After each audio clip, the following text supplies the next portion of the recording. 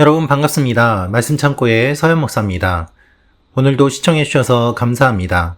여러분의 구독과 좋아요, 알람 설정, 그리고 멤버십 참여로 저희 채널을 응원해 주세요. 항상 함께 해주셔서 감사합니다. 오늘은 민수기 35장 9절부터 21절 말씀입니다. 오늘 말씀은 도피성에 관련된 내용이 기록되어 있습니다. 이 말씀을 통하여서 하나님께서는 우리를 얼마나 섬세하게 배려해 주시는지, 그리고 생명의 소중함이 어떠한지를 알려주십니다. 오늘 이 말씀을 깊이 묵상함으로 주님의 마음을 더 깊이 알아가는 여러분과 제가 되기를 원합니다. 오늘 말씀을 통해서 우리가 알 수 있는 첫 번째 내용은 하나님께서는 정당한 판결을 원하십니다 라는 것입니다. 하나님께서는 정당한 판결을 원하십니다. 민수기 35장 9절부터 12절 말씀을 제가 읽어드리겠습니다. 여호와께서 또 모세에게 말씀하여 이르시되 이스라엘 자손에게 말하여 그들에게 이르라. 너희가 요단강을 건너 가나안 땅에 들어가거든 너희를 위하여 성읍을 도피성으로 정하여 부지 중에 살인한 자가 그리로 피하게 하라. 이는 너희가 복수할 자에게서 도피하는 성을 삼아 살인자가 회중 앞에 서서 판결을 받기까지 죽지 않게 하기 위함이니라. 여러분, 오늘 말씀을 보면 하나님께서 이스라엘 자손들에게 도피성을 정하라 라고 말씀하십니다. 이스라엘 자손들이 가나안에 들어가게 되면 도피성을 정하고 그곳에 사람들이 피할 수 있도록 하라는 말씀입니다. 도피성을 정해야 되는 이유는 무엇일까요? 11절에 그 이유가 있습니다. 너희를 위하여 성읍을 도피성으로 정하여 부지 중에 살인한 자가 그리로 피하게 하라. 도피성이라는 말은 말 그대로 피하는 곳이라는 것입니다.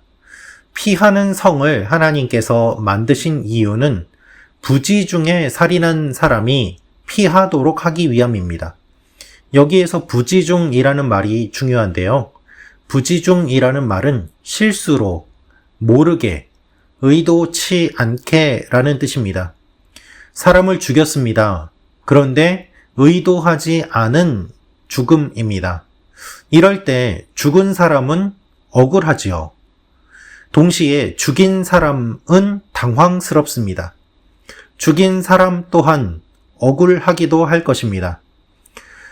율법에 따르면 죽은 사람의 가족이나 친족이 복수하겠다고 죽인 사람을 찾아와서 보복하는 것이 가능하였습니다. 이것이 계속해서 반복되면 어떻게 될까요? 사회의 질서가 무너질 것입니다. 하나님께서 이것을 아시기 때문에 도피성을 만들라고 말씀하십니다. 사적인 보복을 금지하고 억울한 죽음이 반복되지 않도록 정당한 재판을 통해서 사회가 유지될 수 있도록 하신 것입니다. 사람이 죽은 것은 안타까운 일입니다. 그러나 그렇다고 하더라도 그 원인을 제대로 따져보지 아니하고 무조건 사람이 죽었으니 그 사람을 죽인 사람을 똑같이 죽여야 한다라고 복수할 수는 없는 일인 것입니다. 여러분, 하나님은 우리가 연약한 존재인 것을 잘 아십니다. 누가 사람을 죽이고 싶겠습니까? 부지 중에 사람을 죽였다면 죽인 사람도 힘들지 않겠습니까? 사건의 전후 과정을 잘 따지고 재판을 받을 수 있도록 하나님께서 기회를 주십니다.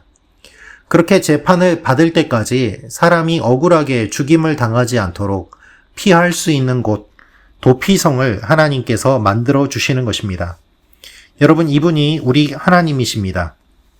하나님은 살인을 싫어하십니다. 하나님은 죽음을 싫어하십니다. 처음에 하나님께서 세상을 만드셨을 때 죽음이 없었습니다. 죽음은 죄 이후에 들어온 것입니다. 사람이 죽었습니다. 이 죽음에 대해서 시시비비를 제대로 가려야 되고 죽인 사람이 정말로 잘못하였는지 정당하게 재판을 받도록 해야만 합니다. 그 재판의 기회가 주어지지 않는다면 잘못해서 죽인 사람이라고 하더라도 억울할 것이고 또한 그가 오해를 받아서 다른 사람에게 복수를 당해 죽임당할 수도 있기 때문입니다. 하나님은 우리를 배려해 주십니다. 하나님은 정당한 판결을 원하십니다. 하나님은 기회를 주십니다. 이분이 우리 하나님이십니다. 오늘도 이 하나님의 마음을 생각하며 나아가는 여러분과 제가 되기를 소망합니다. 무자비하고 무정한 크리스찬이 아니라 하나님의 마음을 품고 상대를 배려하며 나아가는 여러분과 제가 되기를 원합니다. 두 번째로 알 수 있는 것은 하나님께서 피할 곳을 준비해 주십니다 라는 것입니다. 하나님께서 피할 곳을 준비해 주십니다. 14절 15절 말씀을 읽어드리겠습니다. 세 성읍은 요단 이쪽에 두고 세 성읍은 가나안 땅에 두어 도피성이 되게 하라. 이 6성읍은 이스라엘 자손과 타국인과 이스라엘 중에 거류하는 자의 도피성이 되리니 부지 중에 살인한 모든 자가 그리로 도피할 수 있으리라. 여러분, 누군가 살해당하면 가족이나 친척 중에 누구나 복수할 수 있는 권리를 갖게 되었습니다. 하나님께서는 6곳의 도피성을 만들라고 말씀하십니다. 오늘 말씀을 보면 도피성을 지정하라는 명령만 주어지고 실제로 도피성의 위치와 성읍은 신명기 4장 41절에서 43절 말씀에 소개가 됩니다. 오늘 말씀을 보면 요단강을 중심으로 도피성의 3곳은 동쪽에, 3곳은 서쪽에 배치되는 것을 알 수 있습니다. 이렇게 피할 곳을 6곳이나 준비해 주시는 이유는 가장 가까운 곳으로 도망할 수 있도록 하기 위함입니다. 여러분 한번 생각해 보십시오. 만약에 성이 가나안 전체에 하나만 있다고 한다면 멀리 떨어진 곳에서 사고가 났을 때 도피성으로 가는 도중에 보복을 당할 수도 있지 않습니까? 하나님께서는 가나안 땅 어느 지역에서든 사고가 일어났을 때 가장 가까운 곳으로 빨리 도망갈 수 있도록 배려해 주신 것입니다. 도피성에 들어간 사람은 재판을 받을 때까지 나오지 못하고 계속 그 안에 거주해야만 하였습니다. 하나님께서 살아날 수 있도록 해 주셨습니다. 여러분, 하나님이 살인한 자의 편이십니까? 아닙니다. 하나님은 억울한 죽음이 일어나지 않기를 원하시는 것입니다. 도피성은 어디서든 하나님께 피할 수 있는 곳입니다. 도피성은 어디서든 살기 위해 숨을 수 있는 곳입니다. 여러분, 하나님은 우리가 언제든 어디서든 피할 수 있는 도피성이 되어 주십니다. 우리가 피할 수 있는 곳은 하나님뿐입니다. 이 사실을 기억하며 하나님께 나아가는 여러분과 제가 되기를 소망합니다.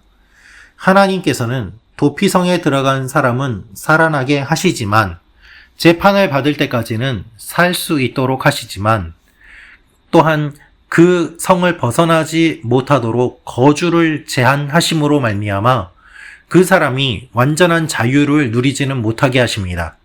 이것이 공정한 것이죠. 사람을 죽인 것에는 또한 책임이 따르기 때문입니다. 억울하게 복수는 당하지 않도록 지켜주시지만 그렇다고 하더라도 재판을 받기 전까지 그가 완전히 자유롭게 되지는 않도록 하시는 숙려의 기간을 갖도록 하시는 것입니다. 하나님 안에서 우리가 어떻게 살아야 되는지 우리는 기억할 필요가 있습니다. 우리는 하나님께 피합니다. 그리고 하나님을 벗어나서는 안 됩니다. 하나님의 사람으로 살아가야 됩니다. 그리고 하나님 안에서 자유를 누리게 됩니다. 이 사실을 기억하는 여러분과 제가 되기를 원합니다. 세 번째로 알 수 있는 내용은 고의적인 살인은 적용되지 않습니다 라는 것입니다. 고의적인 살인은 적용되지 않습니다.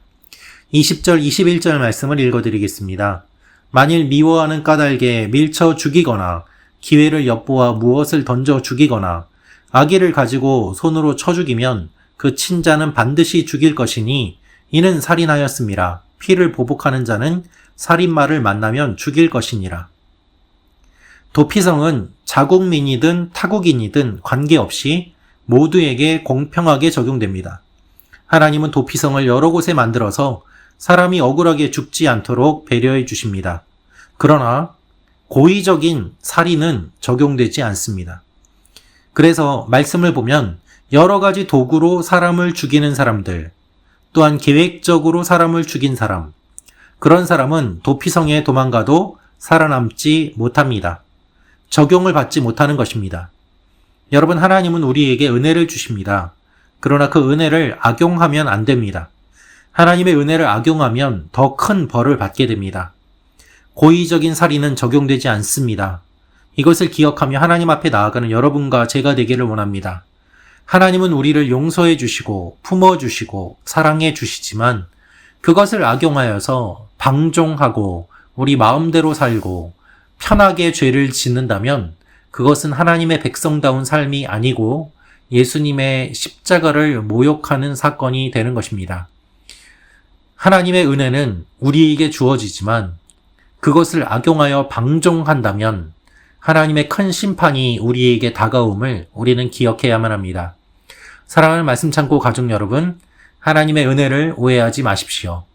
하나님의 은혜를 감사하며 풍성히 받아 누리시는 여러분과 제가 되기를 소망합니다. 기도하겠습니다. 참 좋으신 아버지 하나님, 우리에게 도피성리 되어주시는 아버지 하나님의 마음을 오늘 말씀을 통하여 알게 되었습니다. 주님, 우리는 살인자입니다. 우리는 도망칠 수밖에 없습니다. 주님 안에 피합니다. 주여 우리를 살려 주시옵소서.